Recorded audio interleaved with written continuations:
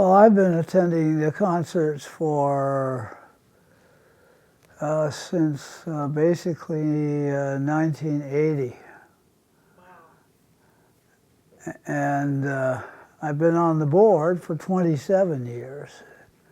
We don't seem to have term limits for the Portland Columbia Symphony. I think I started in 1990 on the board. John Trudeau didn't have a board, but then the union said, you're going to have a board. And so he came to me. I taught him sailing and he taught me orchestration. And so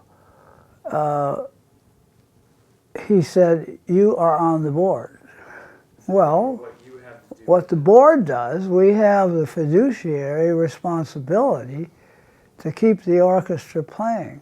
We don't pay a whole lot. We're below union scale, and union is tolerating this. But we don't have any trouble recruiting musicians, particularly young ones, and particularly people who have come to Portland and are looking for a venue to practice their art. What the origin of it was that I was president of the Salem Symphony at that time in 1980. And it went, well, because of the recession, we closed it down. We lost about 20,000 population in Salem, and with it, all of our chair supporters. And so there wasn't an orchestra for community people or music teachers or anything to play in. So Jerry Leaders, who was chairman of the Department of Music at Lewis and Clark, put together what was then known as the Palatine Hill Symphony Orchestra, and all the players that had been coming, been playing from Portland in the Salem Symphony shifted up to here because there wasn't any more Salem Symphony. And as a result, they started the Palatine Hill Symphony Orchestra. And Jerry was there for about 5 years, and then he moved on from Lewis and Clark. He has been back once to conduct. But after he moved on, why, we decided that John Trudeau would be good. Now, he was the founder of the Peter Britt Festival in Jacksonville, but he was also a dean of arts and letters at Portland State.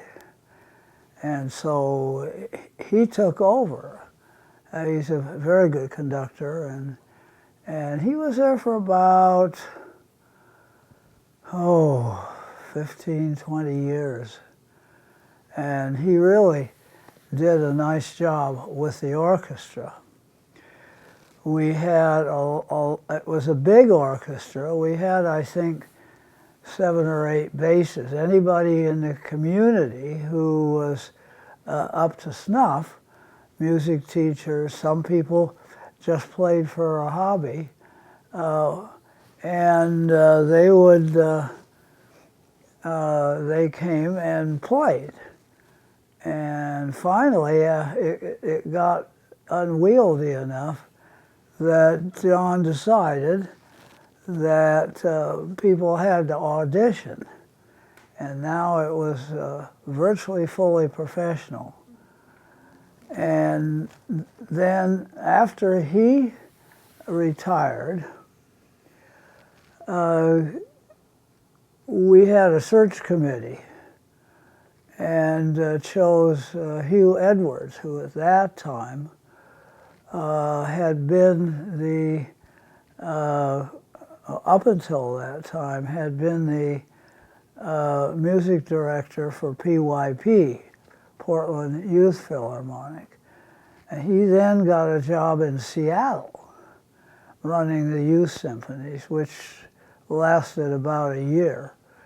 And so he, at the same time, was commuting. He lived in Olympia, and he's even today the conductor of the Olympia Washington Symphony Orchestra. So he came down, and he would come down. I think he stayed with friends here most of the time, and then he conducted, and he really was quite a fine conductor. And he lasted for 10 years with us. I actually wrote a celebration for the orchestra to play for his 10th year. It was supposed to be a surprise, but Hugh didn't like surprises.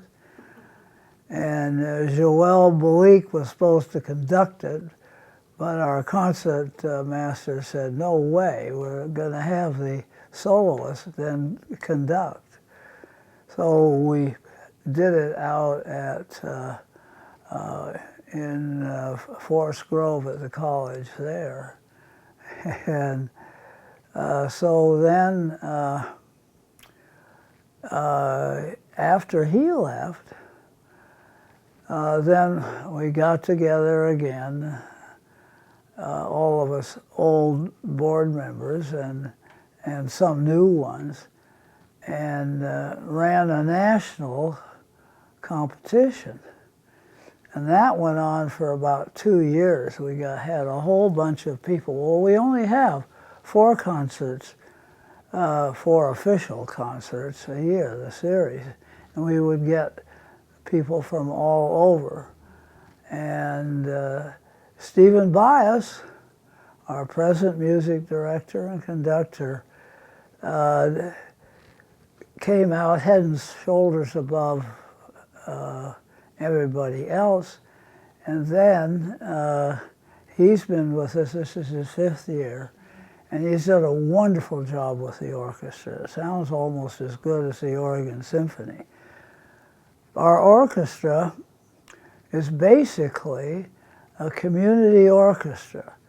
The Oregon Symphony is international and national, all right?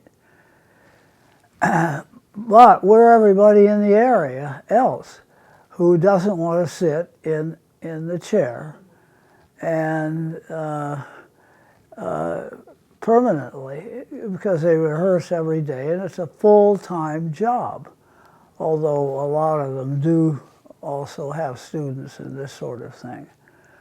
So we have people in the orchestra who are professionals in other fields.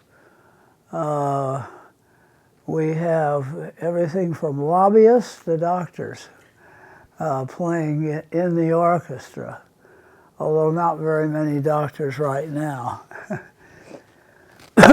And but what he has done to for the orchestra is absolutely amazing. He's brought it really up to high professional level. We have a Halloween concert in addition to the 4 subscription concerts. We have a Halloween concert at Park Rose High School. And that is basically a kid's performance. And we also feature the Portland Girls Choir in the concert, and play all sorts of things that are pretty familiar. And not only that, as far as I know, we're the only orchestra in the world that has the kids and adults walking through the orchestra while they're playing. The arts are important. Music is just one of them, but it's a pretty important one. Happens to be a little more expensive than some of the other art, both venues and shows, but this works out very well. We've also, for the past few years, been having small numbers from the orchestra play in the various library branches for kids. Kids of all ages are welcome. But many of the players do other things. Some connected to music. There's a lot of music teachers and of professional quality in the orchestra.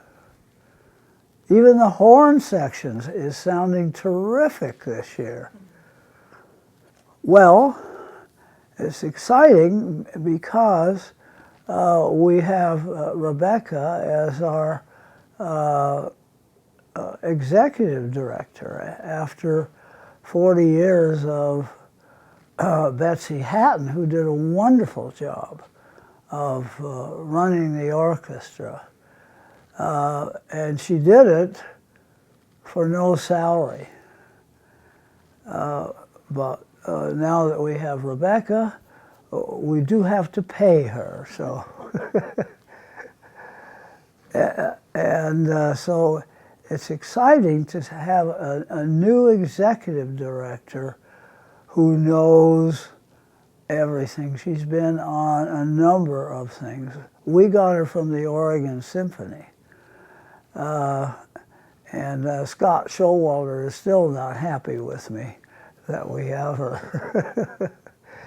So, but she's a ball of fire, and that is pretty exciting. We also have a new office over on the east side. We've moved from Vancouver, and the new office is twice the size, so we can have board meetings and everything there. Well, we have basically two venues. First United Methodist Church, which is down on 19th and Columbia. And then we have Mount Hood Community College. And gradually we're increasing our audience in Gresham. And in fact, my wife and I are doing a dinner party for some movers and shakers in Gresham itself. In Gresham. Well, because there's so much arts stuff, particularly orchestras. There's PYP, there's Metro Youth orchestras, there's 4 of those, all under one music director. And then there is the Portland Baroque and Portland Chamber Orchestra. Not to mention Chamber Music Northwest and Friends of Chamber Music. And we sort of try to schedule when we're not interfering with each other. Many of our players play in the Newport Symphony Orchestra, and they do very well. It's quite a stretch. We'd like to play on the West Slope. I believe it's Forest Grove has a new performing arts place, and I think it would be fun for us to try that. And also there are other symphonies in small towns. around here.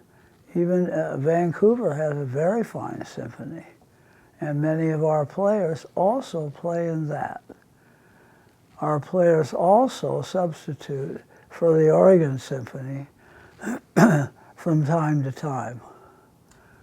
The symphony is important to the community, A, to give our local musicians who are fine and professional a place to play and play real symphonic music. Also, we do commission the occasional piece to be written. They've done, I think, 3 or 4 of mine, and one is coming up next year. So it gives local composers a chance to have their works played. I'm very grateful for that.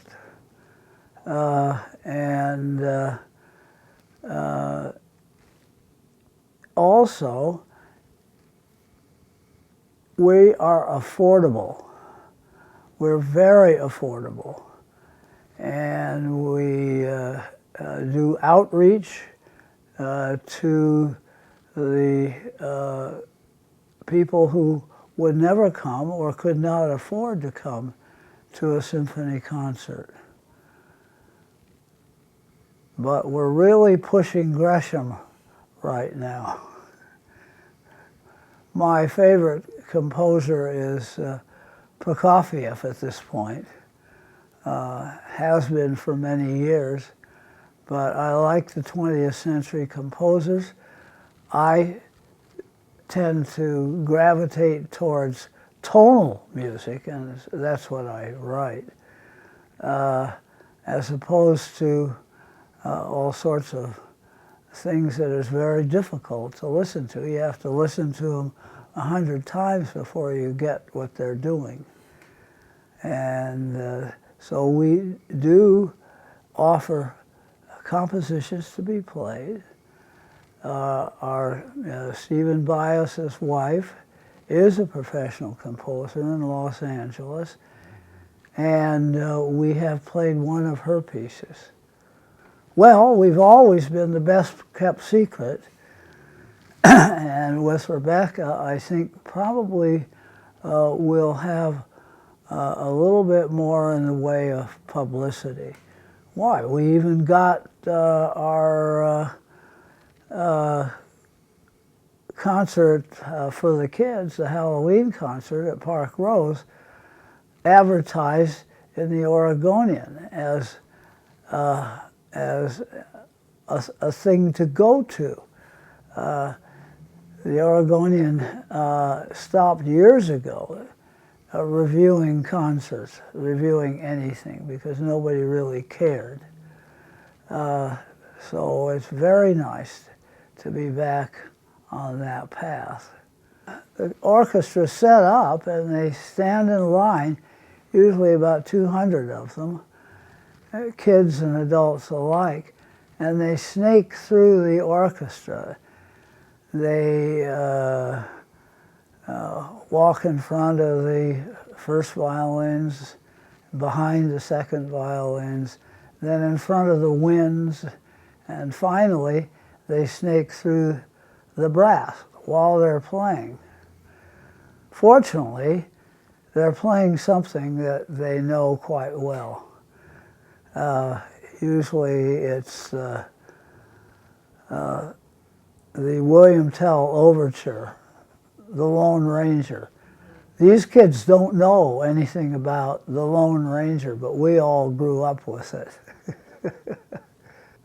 And we also have fun and games for an hour and a half before the Park Rose concert. We only do one. We don't take it out to Gresham because we're basically already there.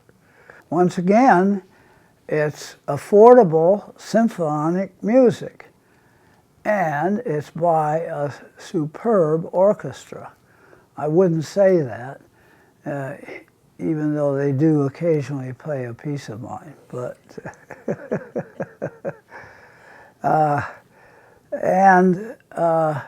it's the outreach that is important. We're pushing for audiences and chair sponsors in Gresham. Gresham does not have a symphony orchestra, and we are their orchestra. The stages are too small for the Oregon Symphony to go there. They are kind of stuck with the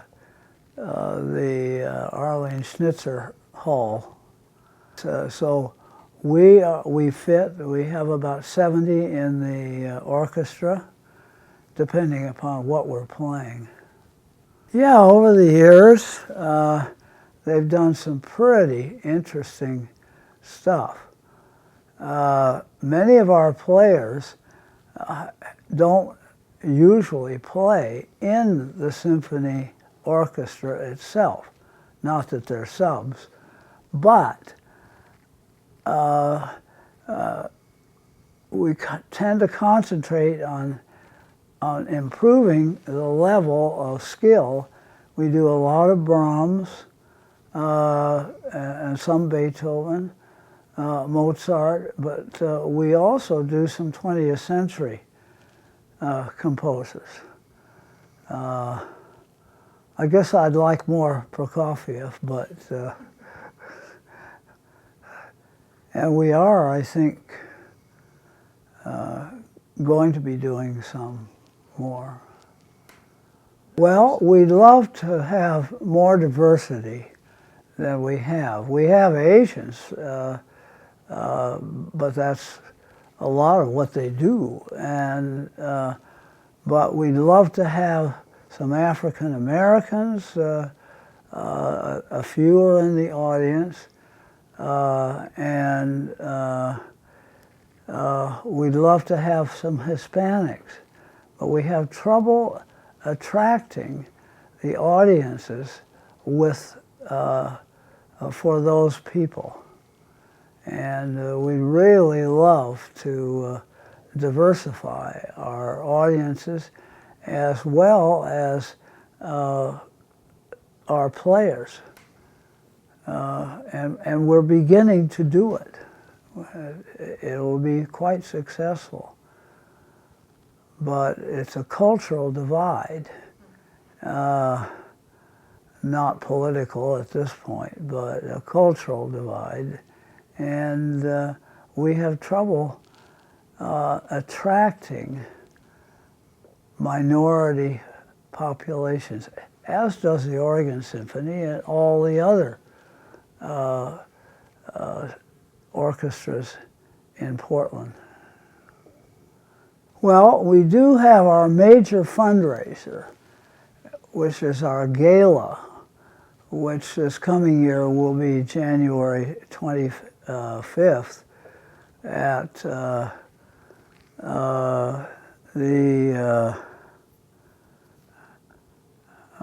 what's the name of the hotel? The Marriott. The Marriott Hotel down on 2nd and, well, 1st and basically Columbia and Jefferson.